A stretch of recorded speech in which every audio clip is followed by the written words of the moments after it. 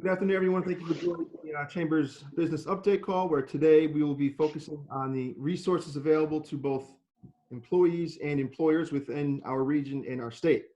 My name is PJ Prunty. I'm the President and CEO of the Greater Danbury Chamber of Commerce, who will be serving as the moderator for this afternoon. I would like to thank our panelists for joining us today, as I know they are very, very busy working around the clock within their respective departments. We'll hear from all of them momentarily, and we'll move into our question and answer portion of the call. During our conversation, we encourage you to submit any questions that you might have using the chat feature that is located at the bottom of the screen. With that, we will hop right into it. Leading off today's conversation, we are fortunate to be joined by Caffe Awwad.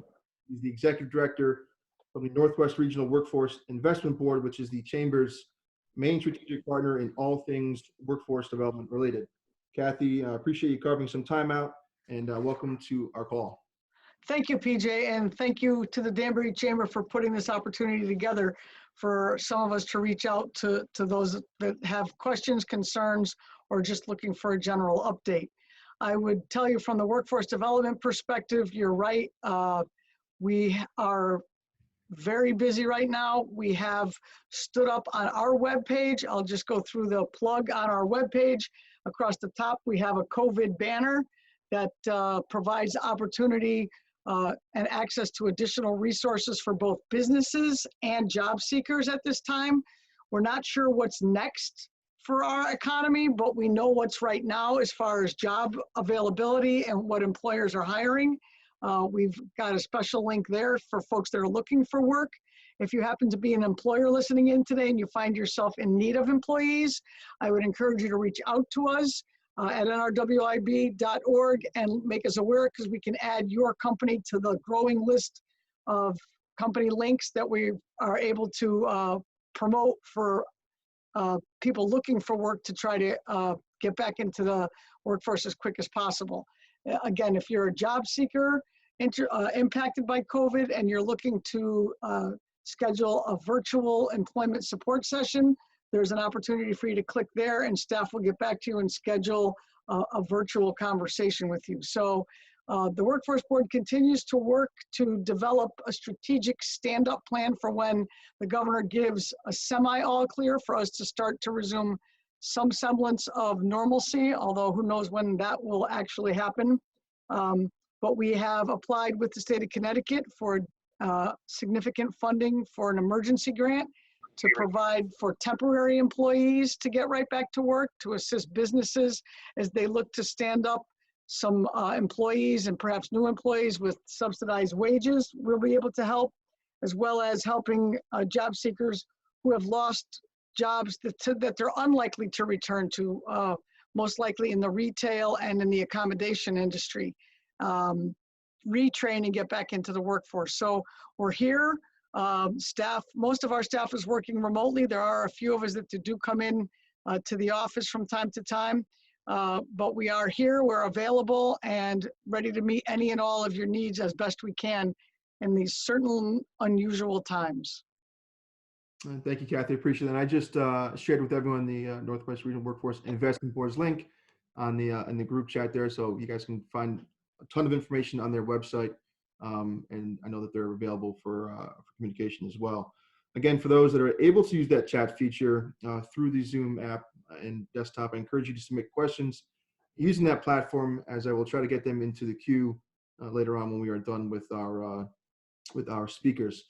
So thanks again, Caffe. Appreciate your time and your update. So next up, we have the Director of the Connecticut Department of Labor for the Northwest Region, Steve Romano. Steve, thank you for joining us. The floor is yours, my friend. Thank you, PJ. And again, I'd like to thank you and the Danbury Chamber for inviting us here this afternoon. I'd also like to, on behalf of our Commissioner, Kurt Westby, and our Deputy Commissioners, Dazinski and Bartolomeo, to let everybody know that the Labor Department is working very hard right now to resolve a lot of our unemployment insurance issues, to pay checks. Our resources, we are consumed now with unemployment. So tell you a little bit about the Labor Department and the American Job Center in Waterbury. And again, we are very close partners with Caffe, Awwad, and the Workforce Board and Career Resources, who is the WIOA and the Jobs First Employment Services vendor in this region as well.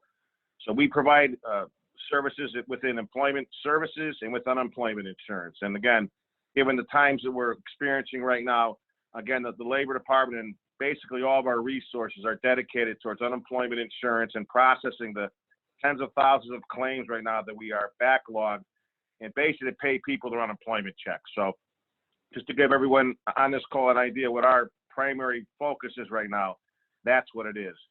I can tell you that closing our operation to the public, and again, this is a busy hub location in Waterbury. We also have affiliate locations in Danbury and Torrington that are quite busy as well.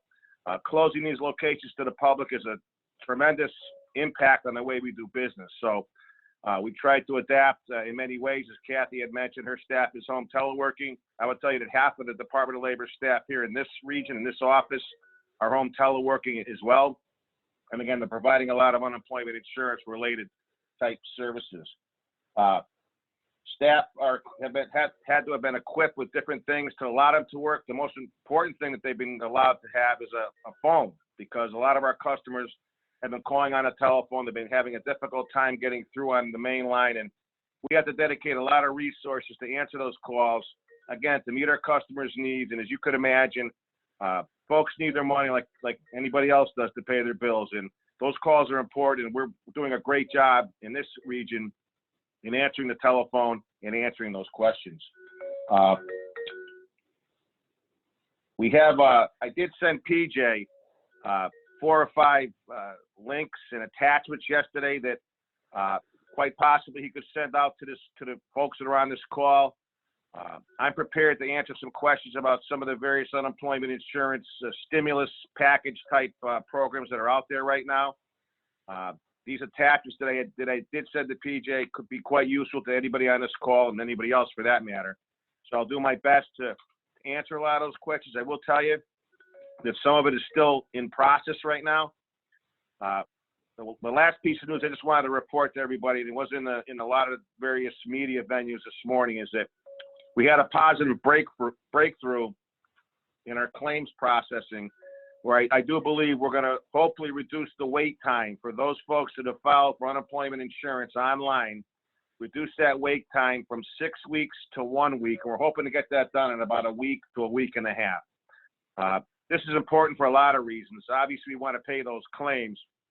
But secondly, it's going to free up space, free up IT room for our folks in Wethersfield to take on these federal stimulus programs now and to begin to disperse those dollars as well. So it was very dependent on us basically clearing out our standard unemployment queue, as we call it, to provide that service. So we had a real positive breakthrough yesterday with that. It was in the newspapers. Our commissioner was on TV last night.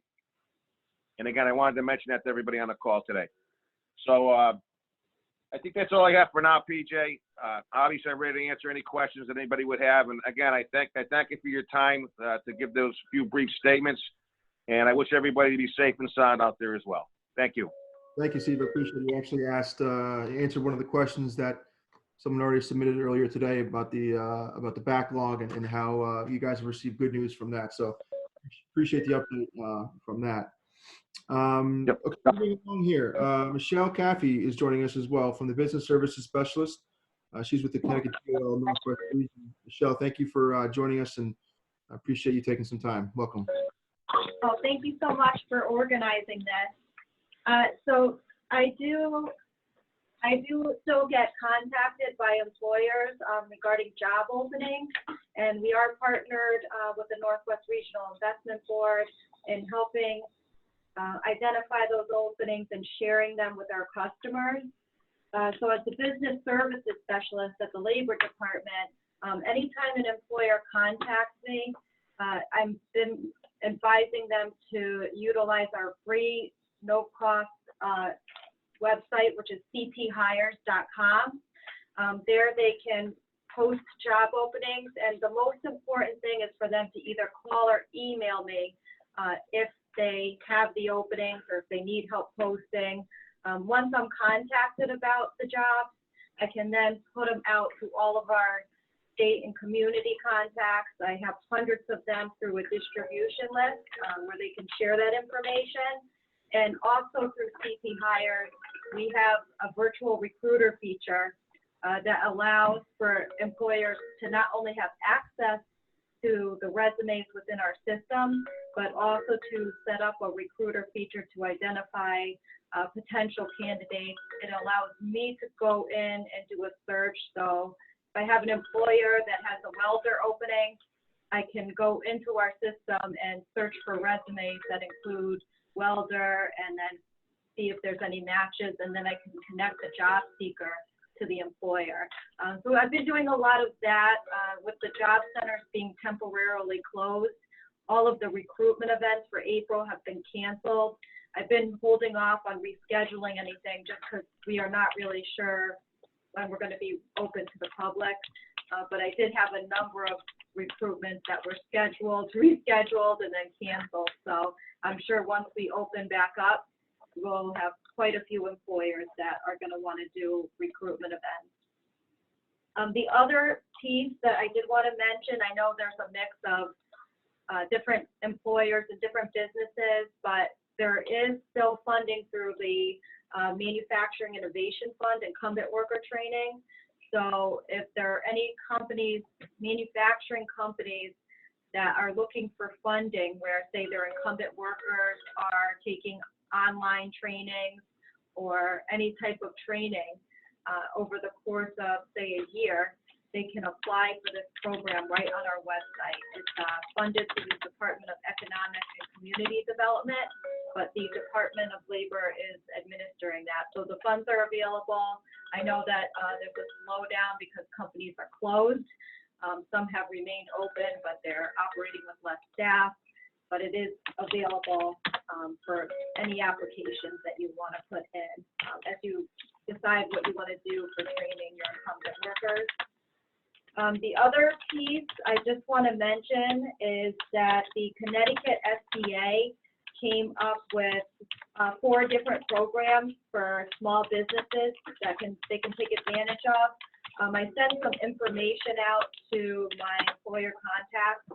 But if you go to the Connecticut SBA website, there's debt relief programs, express bridge loans, economic injury disaster loans, emergency advances, and of course, I've gotten a lot of inquiries about the Paycheck Protection Program. So again, all of this can be found on the Connecticut SBA website.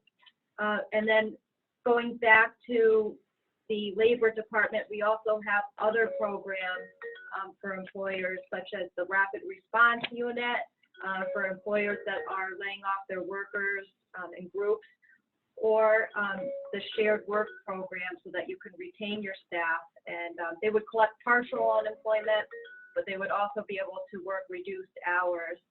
So that is also available, and information can be found at the Department of Labor website. So thank you again, PJ, and thank you guys all for calling in. Excellent. Thank you. I appreciate it, Michelle. Actually, the first question that we have here, directed to either you, Michelle, or Steve, it comes from one of the employers in our area that I know you work with often, Michelle. So when the employees come back to their HR department with questions on how their claim was handled, is there a phone number or a specific resource that they can direct them to for assistance? I know you guys may not be able to answer that question they might have, but where should the HR department send the employees coming back asking questions about how their claim was handled? So just for a little clarification, PG, their unemployment insurance claim? Yes. Yep. Yeah, okay. So, well, it's our main line. So I would tell you that calling our main line here in Waterbury, 203-437-3380, would provide them with, again, someone will answer that phone. They could ask a question, with a status question about their claim. I'm not sure if they have any specific questions about how it was handled. I'm not sure what that exactly means, but. If any issues come up, we're trying to push everybody to get assistance with their claim online. So there is a DOL help address on our website where they can email unemployment, and an unemployment claims representative will get back to them. But I also encourage anybody that has maybe just a simple issue, whether it's they forgot to file, they missed filing a claim, they need to set up bank account information, general information. It's all under quick clicks on that filectui.com site. So if they can do things online, it will be probably much easier for the people that are going to be on hold calling versus, that unemployment can call them. It's called the Online Assistance Center, and there's probably about a little over a week or 2 week backup on that now. So depending on the need, the people that call the lines get responded to as well. So Thank you. Appreciate that. to answer the question, yeah. Yep, Michelle, I think you've been working a little bit with the shared work program. We had someone that asked a question. They filed for their small business Wednesday of last week for their 4 employees to participate in the shared work program. From what you've been hearing, is there an expected time frame as to when they will hear back if their application has been approved? So I have been making several referrals for employers to work directly with shared work and rapid response. So they are extremely busy. So after they receive the application, it could be 8 to 10 business days before they hear back. So that's what I'm seeing. Some could be shorter, some could be longer, but they are getting quite a few applications. With the way things are now, it's just constant. So that's what I'm getting from emails to employers from them. Okay, thank you. And this next one's pretty specific, Steve. They might actually have this one in the FAQ that I just sent out to the entire group chat. When the governor restrictions have been lifted, are they required to report new and rehired employees to the Department of Labor? Yes, I would tell you. People that are new hires, yes. If someone's just reporting back to work again that was laid off, that's something they have to report to us. Yeah, the claimant would do the link return to work. The claim would indicate that, but if they hire new employees, as always, you have to report to, I think, within 30 days, right? Yeah, within 30 days. Okay, thank you. Kathy, I think you might still be with us here. We've got a question geared towards recruiting events. Are there any recruiting events being held? And if so, what are you seeing as the jobs that, as a result of COVID-19, have recently become in demand? Right now, there are no in-person recruiting events being held in light of the governor's restrictions on groups of no more than 5 people. And actually, I think that's down to almost 0 at this point. We are in the next probably week gonna be able to stand up an opportunity to do virtual recruiting events. And we'll be working with Michelle and the business services team to advertise those. As far as what types of employment opportunities are out there, we're finding a significant number of job openings, specifically in the food services area, grocers, transportation, logistics, the whole grocery wholesalers, grocery retailers. CVS has a big push on, as does Walgreens. Walmart is hiring. They're all giving $2 an hour hazard pay on top of whatever their entry-level rate is. Childcare entities are looking for folks that are willing to step onto the front line, as well as some healthcare providers are looking for help. A lot of the nonprofits that are responsible for homeless shelters are looking for help to try to manage that as they disaggregate these homeless shelters into hotels that are now basically empty as a result of this.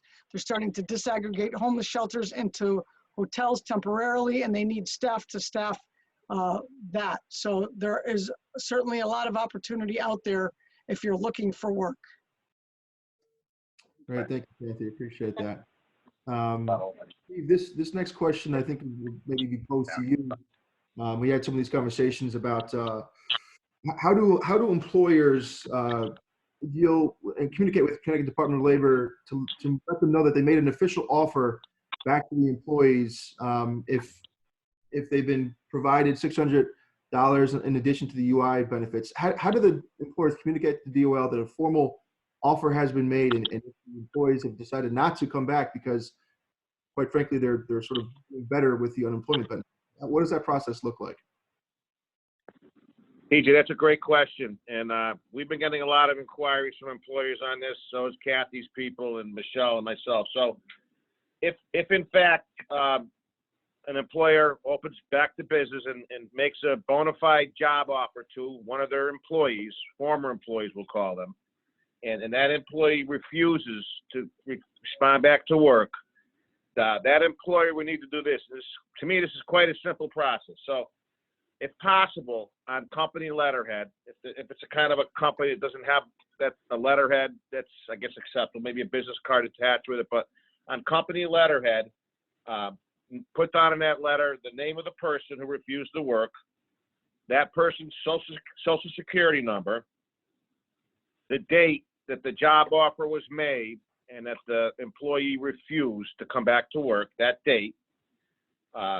Also, the date that the work was scheduled to start again. In other words, their first day of work. They were going to start work on such and such a date. We need that date. All the employer contact information, obviously name, email, phone numbers. And when that's all wrapped up on a company letterhead or an official sort of a paper, you could fax that to the Department of Labor's Merit Rating Unit. And that number is 860-263-6723. And okay, so, and PJ, just so the employers on this call understand, we've been talking about this, and it's a concern of ours as well, believe me. And we want people to get back to work as soon as possible. And we're concerned that that this won't happen in some cases. And if it doesn't, again, just follow those instructions I just provided, and we'll take care of it. And it's also on the links too, PJ, that I provided to you. Okay. Thank you. Appreciate that. This is sort of a high level one for either yourself or Michelle. Can you just sort of 30,000-foot view review the process if someone finds himself having to apply for unemployment, please? Okay. Well, we'll start. I'll start, Michelle. You correct me if I'm wrong. How's that sound? She's good, Michelle. She's an expert.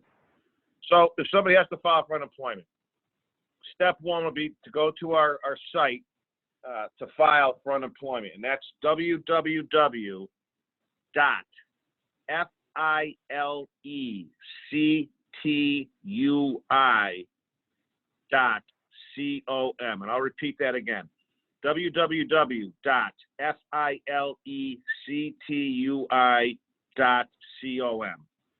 Okay, that's going to bring you to our homepage with you'll see a blue button and a green button, and the system, it works quite well. You just have to follow the prompts. You're going to start out with the blue button, select it. Again, assuming that you're a new filer, if you have filed before, you should be familiar with what to do. So most of our questions, PJ, come from new filers, which is a lot of brand new filers.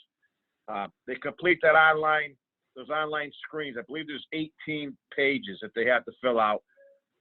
The average person with average PC skills could get that done in probably 30 minutes, 25, 30 minutes. Just be careful, take your time. I tell everybody, you only have to complete the required fields. And those are the fields, obviously, they have the red asterisk next to them. If there's not a red asterisk next to the field, and it's not a required field, then there's no need to fill that out. Okay, that makes it a little simpler. When you complete that process, if you skip something, after every, I think there's 9 different pages, sections. After you hit the button to go on to the next page, it'll tell you that you missed something. So you just need to pay attention to all the prompts, and then go back and complete it. And again, from 30,000 feet, PJ, when you get done doing that, at the end, you're gonna hit a button that says submit. Within 30 seconds after completing that blue button, you should receive an email entitled DOL Representative that will tell you your information was submitted, and submitted is the operative word. That should be in the first sentence. If you go onto that blue button, you complete this information, and then 30 seconds later, you get that email, that means you were successful. That's good. And from that point on, basically, it's just kind of following the prompts that we provide you online. The second thing I'll add, and again, from 30,000 feet, very quickly, PJ, is if they're new filers and they have not established a method of payment, meaning they want to get paid either with a debit card or a direct deposit into a bank or a savings account, checking account, they need to go to the green button, which is right next to the blue button, and complete that as well. It will prompt them after they finish the blue button to go to that green button to do that. So that's it. And again, continue to look out for any email, or sometimes it's a text, usually it's an email from DO representative prompting them what to do. Appreciate that, Steve. Thank you. You're a popular Yep. guy. Another question posed for Yeah, you. well, I don't know if you can answer this one, but let's let's let us know. This individual has employees that want to social distance themselves and do not want to work. This individual needs them, as she runs a daycare business, and they're here for the essential workers. Are those individuals able to collect? okay, so, well, here's the thing. So from the job seeker, from the employee standpoint, we've received a lot of calls with people that say that they don't want to return to work, they don't feel safe, but the employer is not relinquishing them to do that. So that's technically a quit, okay? And that's what they have to complete when they do that online claim, the blue button. And when they go through that process, PJ, we'll take it from there. Anytime a separation reason is anything other than a lack of work, we'll adjudicate that, meaning someone's going to look at that much more closely. They're going to gather the facts from both sides, and then they're going to make a decision as to whether or not that person can collect or not. From the employer's standpoint, it's just the exact same thing. I would advise that employer in that same scenario that if they, in fact, offer somebody their job and they do not want their job or refuse that job, to follow those instructions I gave you earlier about the company letterhead and all that information and faxing it into our merit rating unit. So, again, there's probably going to be a little bit of a delay in that process, as you would imagine, but eventually we will take a look at this and, make a decision. Good, Michelle, right? Yep. Okay. Yep. Thank you, Steve. Michelle, I just got a message from someone saying that they just went on to CT Hires for the first time just right now. Do they need to create a user profile, and how do they upload a resume? And when they do, does that automatically make them become visible to employers? Yes, so on a job seeker point of view, so they are going to create the account, and then there are two of the most important things. The job seeker needs to post the resume in the system so that I can see it, and also set up the virtual recruiter feature. So the job seeker and the employer have separate ones, and that way, depending on the type of work that the job seeker is looking for, the virtual recruiter feature will alert the job seeker when there's a potential match. And also with the resume part, if I have an employer that wants to do a system search, they may call to have me just put through a search and then send them resumes. So if someone just registers and they don't post a resume, they really are not able to get referred to the employer, or the employer may not contact the candidate without a resume. So that's very important. And I hope that answers the question. Yeah, no, I appreciate that. Thank you. Steve, we just had someone ask if you can repeat the file ctu.com because it looks like they may have taken it down incorrectly. Okay. So the website is www.filectui.com. Perfect. Thank you. Appreciate it. Yep. Okay. All right. I think that is all the time we have for our questions here this afternoon. We will be continuing to host these Zoom calls over the next several weeks. So if there are topics or presenters you would like for us to bring out, please just shoot me an email. Let me know. Next week, we have confirmed Governor Lamont will be joining our Zoom call next Thursday, which is going to be the 23rd at 2 p.m. So be sure to mark your calendars for that time and date. We'll be sending out the invite within the next few days. Again, that call with the governor will be Thursday, April 23rd at 2 p.m. With that, we will conclude our call. I'd like to thank, again, our guest speakers for taking time out of their very busy and chaotic schedules for joining us. And thank you for all who attended our call. Please stay safe and stay healthy. Thank you, everyone. Thanks, PJ.